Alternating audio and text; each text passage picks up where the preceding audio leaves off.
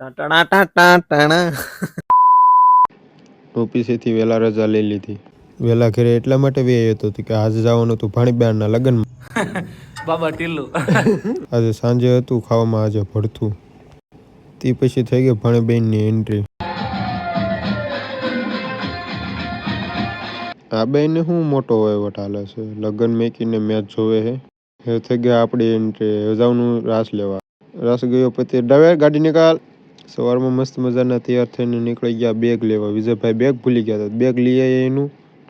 Bag લીધું એટલે પોગાડવું તો પડે. તે ભૂલતો નહીં કોઈ દી. इस सज्जन को क्या तकलीफ है भाई? ટાટા ટાટા ટાણા तुमसे ना हो पाएगा.